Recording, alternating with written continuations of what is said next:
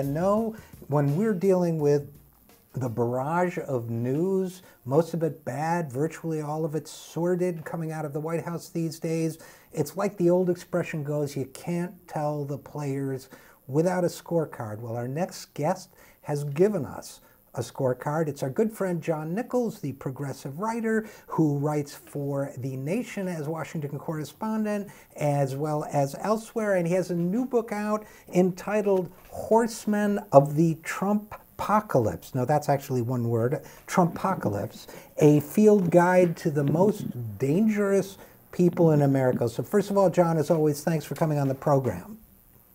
It's great to be with you, my friend. And you actually pronounced Trumpocalypse right, which some people have struggled with.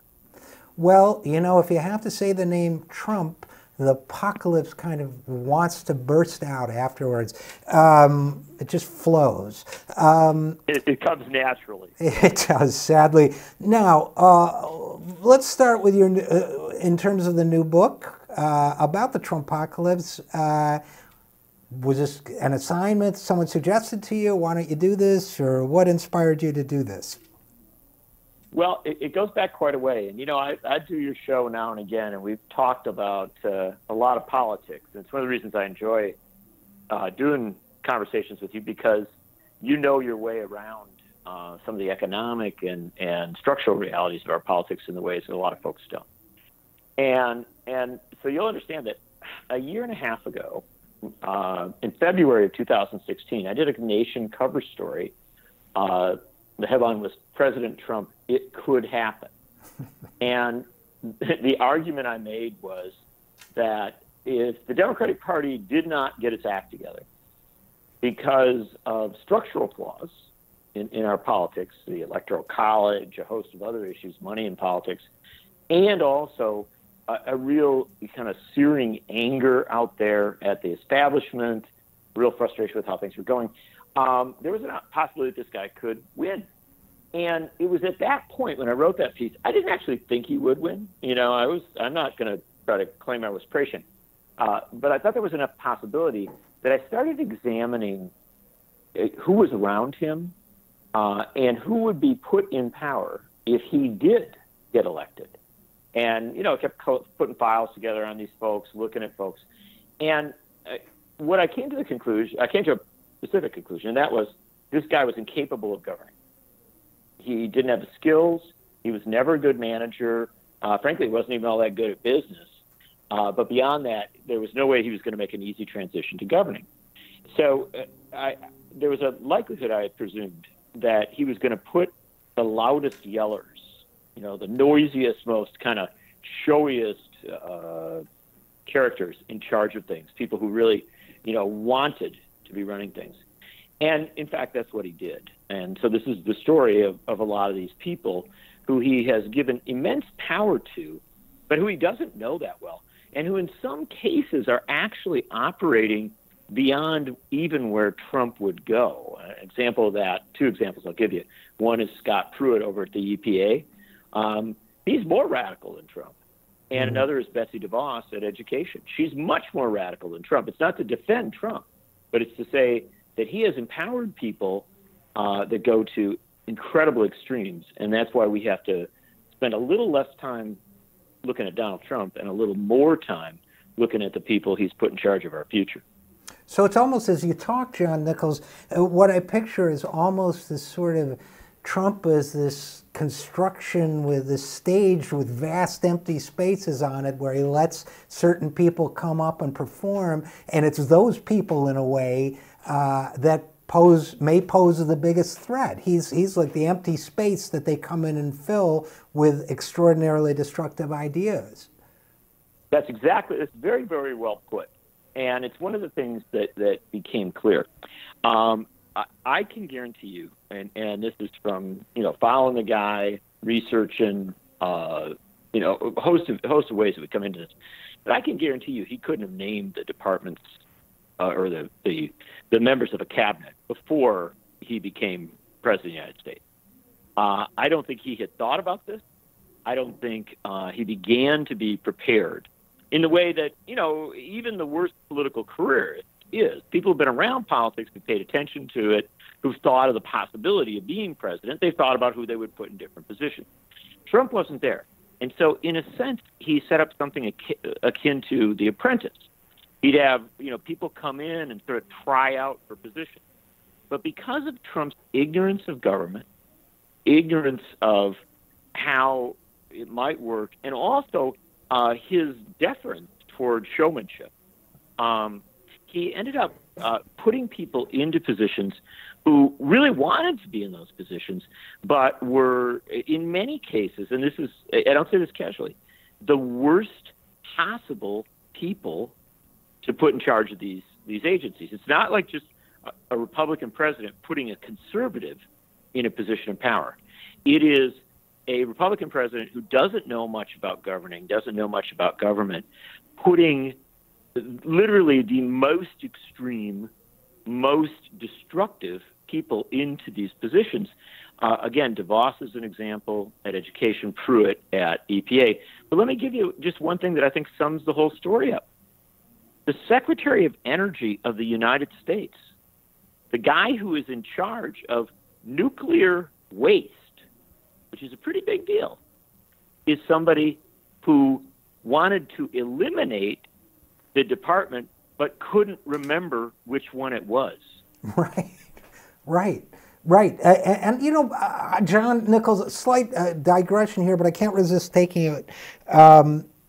I often wonder, he's not the only Trump appointee, I think, who's been, or for that matter, the only Republican appointee in history who's been appointed to lead an agency he campaigned to eliminate. I just often wonder what that feels like. I mean, what it feels like to be put in charge of something you don't think should exist. I mean, it sounds, among other things, just disheartening and depressing to me.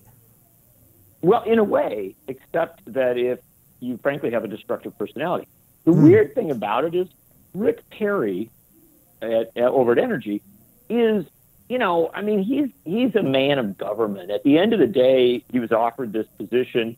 He learned a little bit about it. He told the committee when they were, vetting him for the job, I found out they do a lot of interesting things, and so he's, I think, a terrible person to be in that position because of his sympathy for really crazy ideas like privatization of the management of nuclear waste. I mean, I'm deeply troubled, and I write a lot about why that's a bad idea.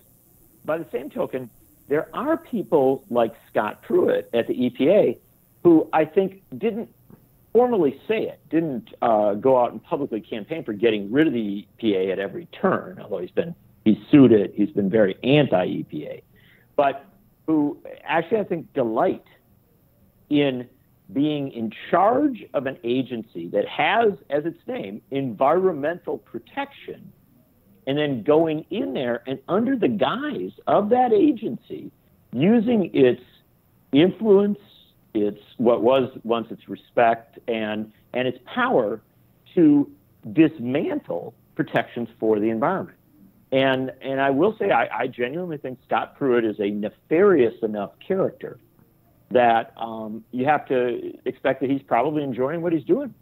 But the reason he enjoys what he's doing is because he is literally in the pocket of the fossil fuel industries that do not want to be regulated by the EPA, and most importantly with Scott Pruitt, that don't want this country to face up to the reality of climate change.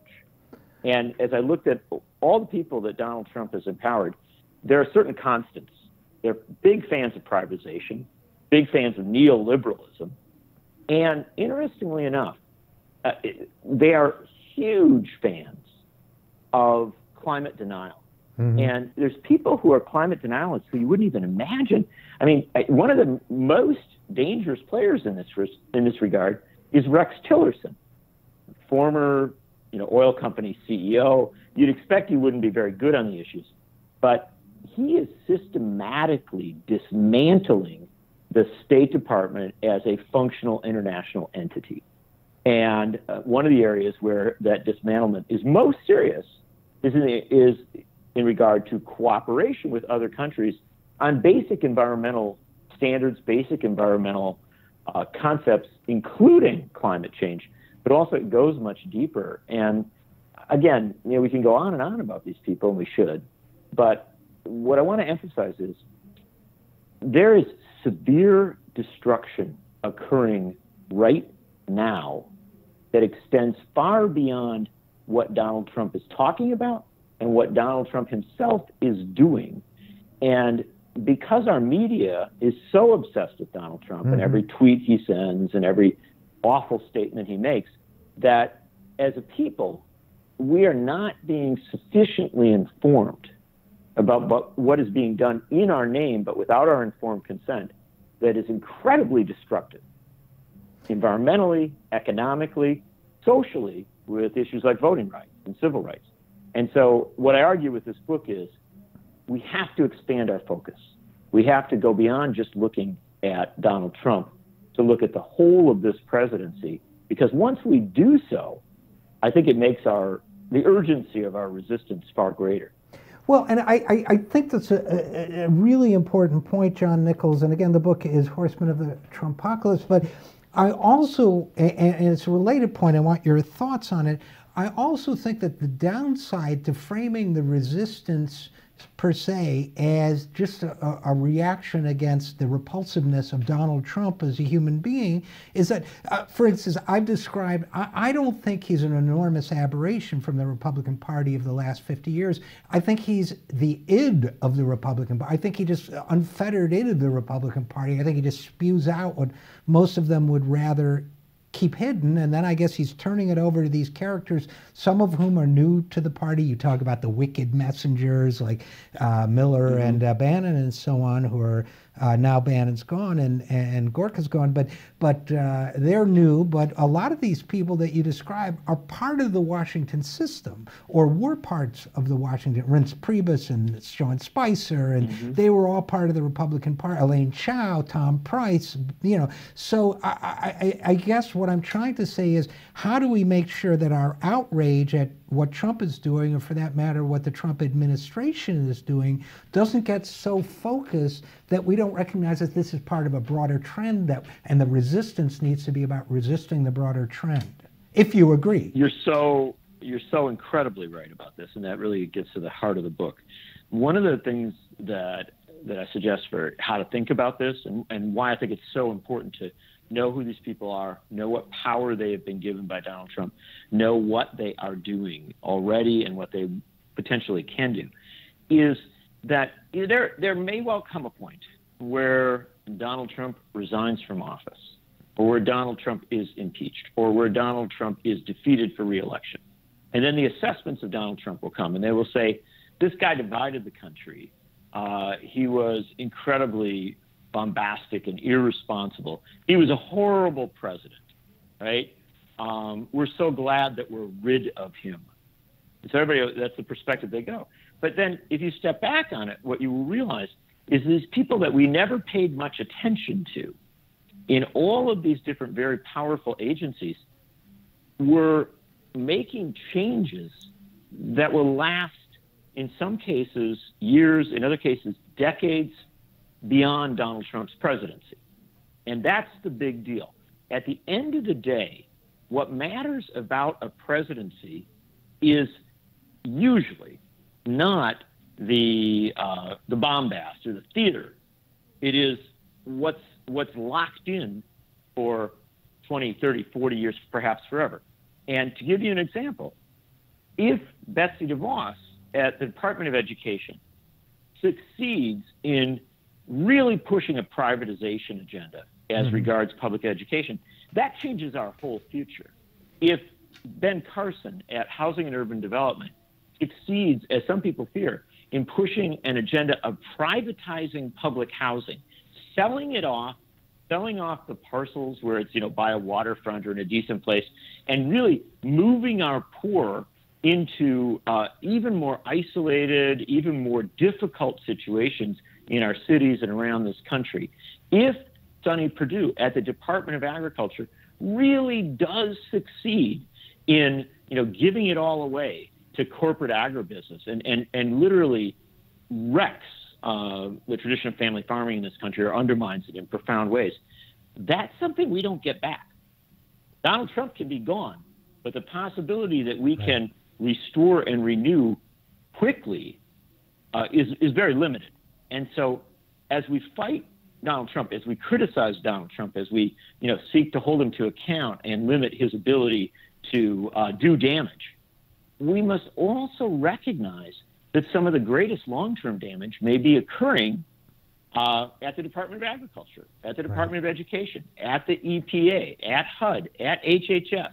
And so that's one of the reasons I think people urgently need to get a perspective on the whole of this administration, and to, I know we have finite time, all of us. We can't do everything, but we do need to focus our energy on making sure that things don't happen in the dark or with limited attention that have immense, perhaps irreparable consequences. Well, I couldn't say it better, and that is why, by the way, I call this show the 0 Hour. So I'm certainly with you on that. And John Nichols, you've spent the last year and a half doing a taxonomy of dreadful people, spelunking in the dark caves of the human spirit, if you will. I salute you for that. And the book is Horsemen of the Trumpocalypse, a field guide to the most dangerous people in America. John Nichols, great job. And as always, thanks for coming on the program. It's a total honor to be with you, and always a pleasure to talk with you, Richard.